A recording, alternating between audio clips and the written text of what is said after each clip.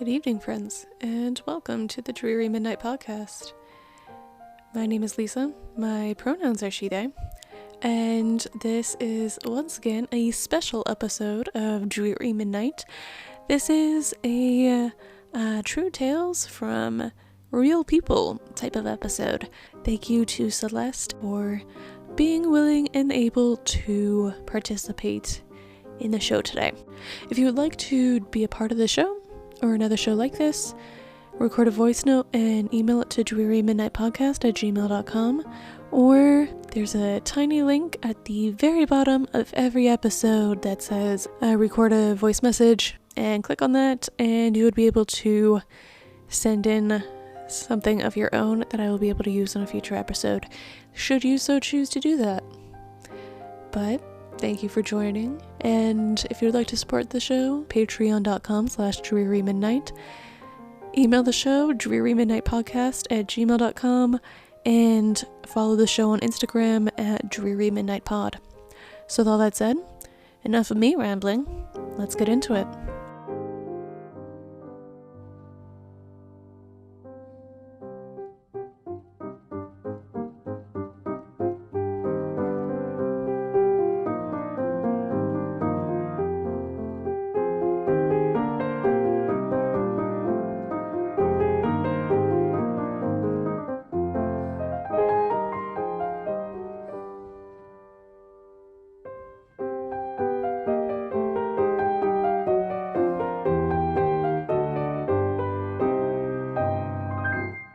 Next up, or first up, depending on where this lands, is Celeste. Hello. Back from the La Llorona episode. Yes, I am. I think as alluded to on that episode, we do ghost tours together. Mm-hmm. And you said you were willing to share a few things that happened from that. Yeah. Yeah. First of all, I have not seen a ghost yet, because as much as I love the idea of ghosts, I also do not want to seek them out. Same. But I have had other paranormal experiences. Yeah. So, like I said, or like Lisa said, we are both ghost tour guides. So we go around town and tell people ghost stories. And there's this cemetery I tell a few stories at. And I remember after we left the cemetery, there was a kid who came up to me. He was probably like 14 years old. Yeah. And we were walking out of the cemetery, and he goes, oh, so there was like a shadow behind you. Oh my God. Oh my God. And I was like, what do you mean? He's like, when you were standing right over there and telling us the stories, there was like a black shadow behind you. Oh, keep in mind, this was at night. Yeah. And there was no like external lights around where that could have cast a shadow. Yeah. Because the cemetery is dark, the only shadow that we have is like our own light. Yeah. Where were you standing in like relation to the church? I was standing not next to the church, like on the other side. So I've been there, and it's kind of an L-shaped situation. So there's the front of the church with the main street, and then it kind of goes, the graveyard goes around the church in kind of an L shape, with the short side being on the main part of the street. Yes, it was at the back of the graveyard. It was at the very top of the L. If you're thinking of a capital L situation, it's the very top of the L, and for the back side street. Yeah. So I was in the back. And actually, this was a location that I had never told a story before, but all of my normal locations were, there were other guides there. Yeah. So it was the only time I had been in this spot, and it was the last time that I went in that spot because of what this kid told me. That's fair. That is fair. And yeah, so that, but in general, I've had a lot of people, when I'm telling... Well, you already did the female stranger on a... You already did the female stranger on a past episode. Yeah. She shows up on our tour occasionally. So, you're telling the female stranger. Well, I was telling the female stranger, and... no, not even. I was not even telling the female stranger. That's the fun part. I was walking to the location where I usually stand to tell the story of the female stranger, and before I even started talking, two girls point up at the house or the building across the street, and they go, "There's something in that window." And I'm like, God. The what? room 8 window. Yeah, the room 8 window. They said, "There's something up in the window." And I said, "Which window?" Yeah. And they said, "That window right there," and they pointed towards room 8. And I go, "Oh, well, that's funny, because I'm about to tell you the story about that window."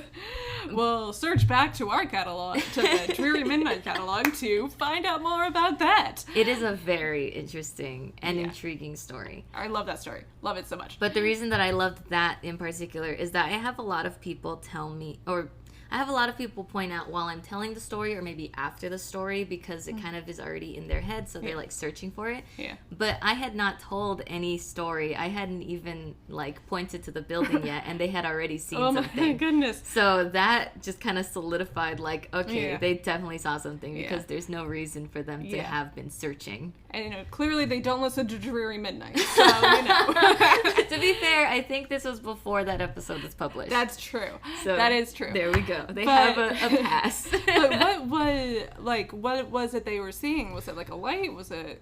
So one girl said she saw a light, and then one other girl said that she saw like a shadow in the window. Huh. Yeah. No. Wild. Yeah, I know. Yeah. And it's funny because every time somebody tells me, I don't want to turn around because, like I said, I don't want to see the ghost, which makes me like the worst ghost enthusiast ever because I don't actually want to see the ghost. Contrary to all of my jobs, I'm terrified of ghosts. Yeah. But I've had people do similar on my tour. I end in a different cemetery, but the cemetery where I end, there's technically 2 churches that butt up against it. And so I was, again, not in my usual spot, but I had people sitting on, there's this like kind of bench ledge type of situation, and my back was to one of the big churches. And the view, I think, were it light out, you'll be looking into the sanctuary, but it wasn't light out, but the windows are still there. It was dark, obviously in the graveyard and obviously in the church, and like 3 people kind of react to something over my shoulder, and I kind of look, and then they turn back, and they're like, "Oh yeah, some sort of light kind of dashed up the window there." I'm like, "What?" Yeah, that's odd. So, and that's not the only time ever someone has seen a light in that particular window. Any other stories you would care to share? Well, there's many, especially when it comes to female stranger. I always have people pointing things out. Either I've had people say they see the curtain being pulled. I've had people say that they see a figure or a light. But as far as not my, job, I have a couple stories. One happened to me and one happened to my sister. So the first one that happened to me was when I went to visit the Queen Mary in Long Beach. And honestly, you should do an episode. You should do an episode on Queen Mary. And if you do, I want to be it too. Honestly, you should become a recurring guest host at this point. Yes, honest. But Spark Notes for Queen Mary was a luxury liner, then was Warship, and then now was a hotel. It is, it's permanently like docked. Yeah. It doesn't go out anymore. But, people hold events there. Technically, it is a hotel. It's mostly known for the history and the spookiness. Yeah. Fair enough. So, I was doing a tour. Going on the tour, not like... Yeah, not giving the tour. Yeah. Going on the tour. Yeah. This is a few years ago. This is before I moved over here to Virginia. So, I was still in California.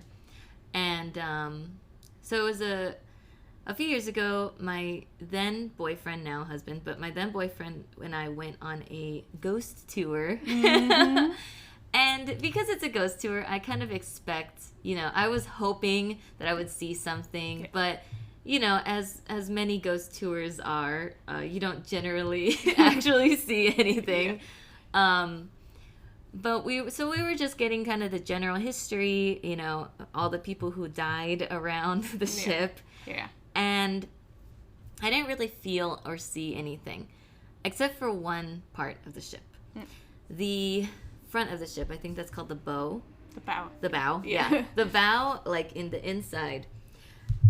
We were in the bow of the ship, and there was I mean, not to give too much away for the inevitable Queen Mary. let's do all of your detail now, so then we can be like, we can backtrack. Call back to this episode as we've called back to others. So, from what I remember, the bow of the ship, it had like, kind of like a grate, and then underneath the grate there was like a part of the ship where they would put wartime prisoners. Yeah. So, this was the part of the ship that they would put prisoners in, and they would like be stuck in there because obviously, you know, the grate is way above their heads. They don't have access to it.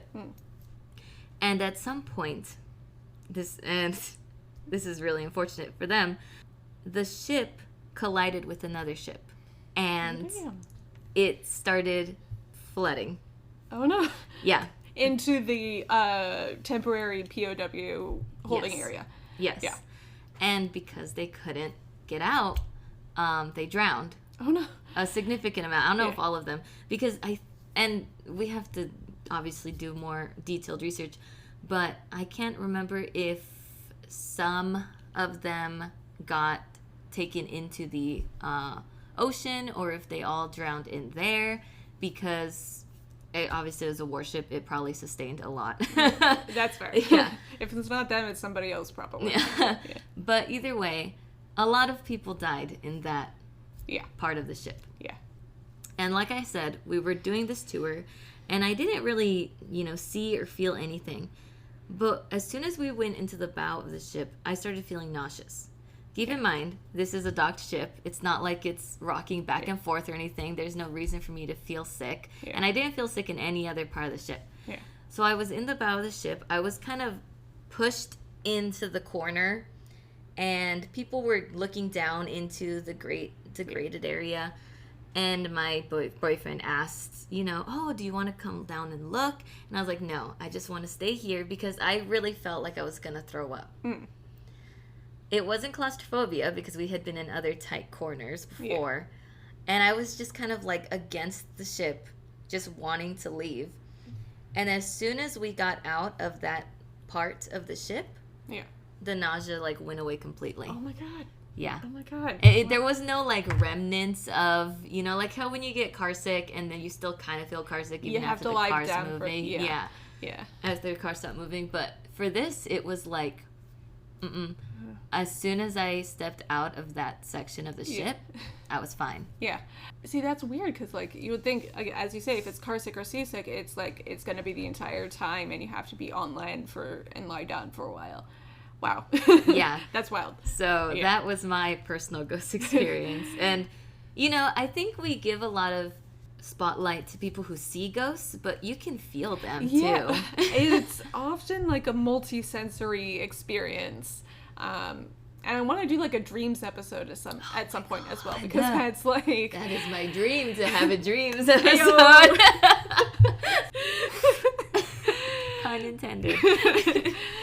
But because that's also sort of a wild sort of thing, because you mentioned you only hear about seeing ghosts, but you don't ever talk about feeling ghosts or getting other sensations that you wouldn't otherwise control. But do you ever listen to Jim Harold's Campfire? No. That's the inspiration for this kind of episode, where it's having people tell their own stories in their own way, sort of you're around a campfire and you're just chatting about spooky stuff. And there's this one phrase that he says he borrows from somewhere else. It's called a jute, just one of those things. Because it's just you can't quite explain it. It's probably something to do with the POWs, but you don't quite know for sure. But I will link Jim Harold's Campfire in the show notes if you want to hear it. And that's that on that tangent. Yeah, seriously.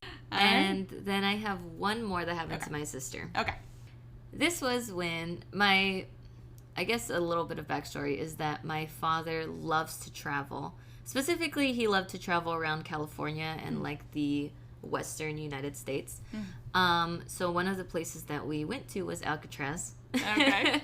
Alcatraz, for those who don't know, is a prison on a rock that's no longer a prison and now is, well, I mean, the building is still there, but I think Al Capone was there for a little bit, and it's been known to be haunted. Yeah. As I recall from other Alcatraz episodes that I've listened to, even like the local indigenous folks, the word for the island was some sort of equivalent of "Don't go there, island." Yeah. Which, quick note from editing, Lisa. I could not actually find any historical documentation for this part. The point stands. There's a cultural history of don't go to Alcatraz if you can help it.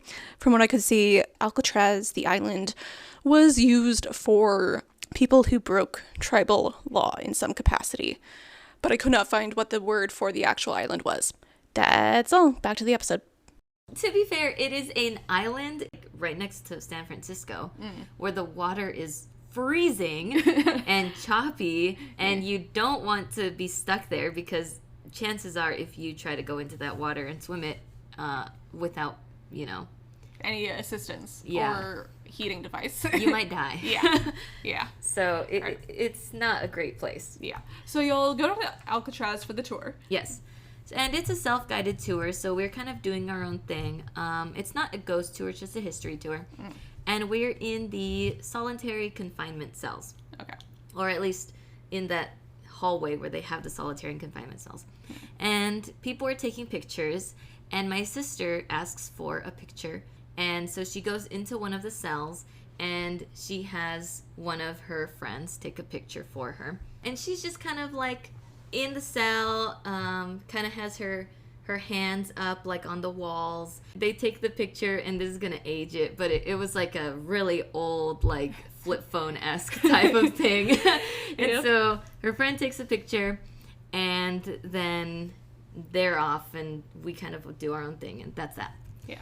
But later on that day, when my sister was looking through the pictures, she saw that the picture of her in the cell, it was her, okay, just she was in the cell by herself, but there was a face right by her shoulder. Oh my God.